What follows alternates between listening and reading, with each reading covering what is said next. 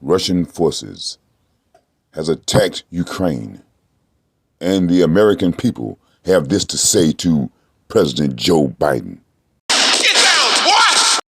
Russia attacks Ukraine as defiant Putin warns U.S. and NATO to stay out of my business, man.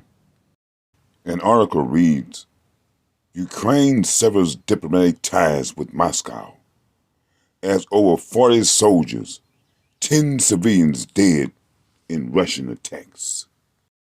No one has explained why Russia is attacking Ukraine and why is America so concerned. I mean, they have problems here that they don't seem to be concerned about. Why are they concerned about what goes on in Ukraine? In an article from the Associated Press, it reads that Russian troops launched a broad assault on Ukraine from 3 sides Thursday, an attack that brought explosions before dawn to the country's capital, Kyiv. Ukraine's leadership said at least 40 people have been killed so far in what is called a full-scale war, targeting the country from the east, north, and south. It said Russia's intent was to destroy the state of Ukraine, a Western-looking democracy intent on moving out of Moscow's orbit.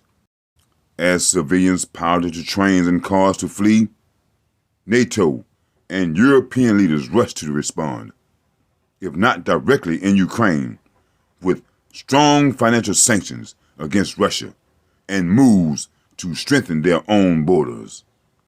As the West and its allies condemn Russia for its actions and threatens to impose sanctions, this is what Putin has to say. Any country that attempts to interfere will lead to consequences you have never seen. If Biden, the West, and its allies does not back down, I fear that we just may be looking at World War III.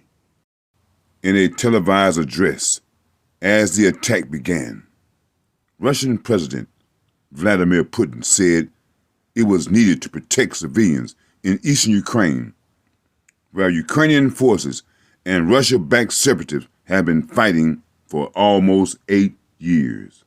Joe Biden has issued a statement on the Russian military operation in Ukraine.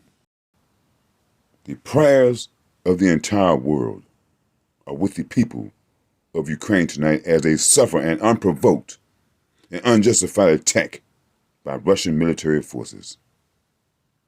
President Putin has chosen a premeditated war that will bring a catastrophic loss of life and human suffering. Russia alone is responsible for death and destruction this attack will bring. And the United States and its allies and partners will respond as a united and decisive way. The world will hold Russia accountable. I will be monitoring the situation from the White House this evening and will continue to get regular updates from my national security team. Tomorrow, I will meet with my G7 counterparts in the morning and then speak to the American people to announce the further consequences the United States and our allies and partners will impose on Russia for this needless act of aggression against Ukraine and global peace and security. We will also coordinate with our NATO allies to ensure a strong, united response that deters any aggression against the alliance. As the United States makes these threats, and if war does come about, where would Joe Biden be? At the White House in a bunker? While the American people would have to suffer the carnage from this nuclear war. Russia should have the right to run their country the way that America runs theirs. You're mad about the troops going into Ukraine, but you send the troops into Ferguson and different parts around America where people are protesting. Those aren't police, those are military personnel. And why are they there? To shut people down who are dissatisfied with the leadership in America. While Joe Biden is fighting to help the people in Ukraine, he should possess that same energy to help the people that are fighting here in America. Russia is ran a certain type of way, but the people in Ukraine want the right to live their lives the way they want to live them. Like the West. They want the right to be perverted and do things like they want to do it.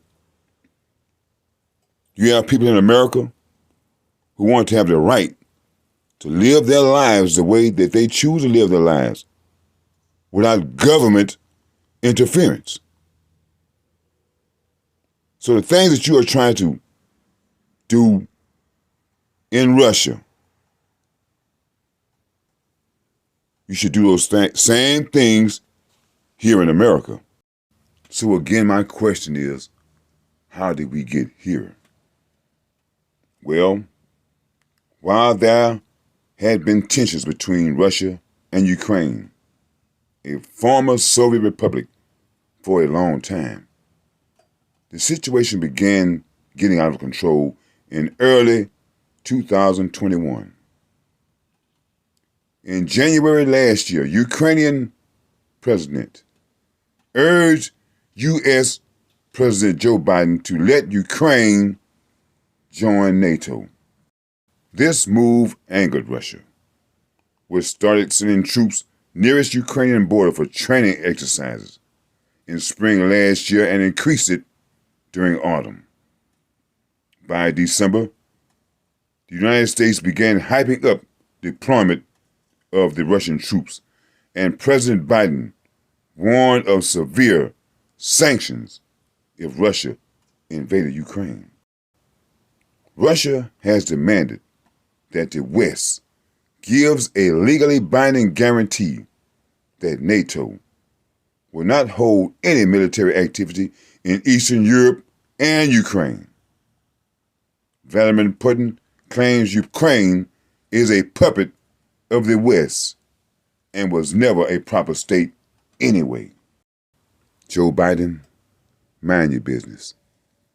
Stay out of other folks' affairs. I know you've heard that as a child. While Joe Biden is bluffing, Vladimir Putin is for real. While the people of this land will be somewhere running for their lives, running from missiles, bombs, gas, and chemical attacks. The leaders of this land will be somewhere tucked away in some bunker until all the dust settles, and then they'll come out. But that doesn't have to be. All people have to do is mind their own business. If the people in Ukraine are dissatisfied with what is going on in Ukraine, in Russia, why don't they leave and come to America where anything goes? And to America, its allies and partners.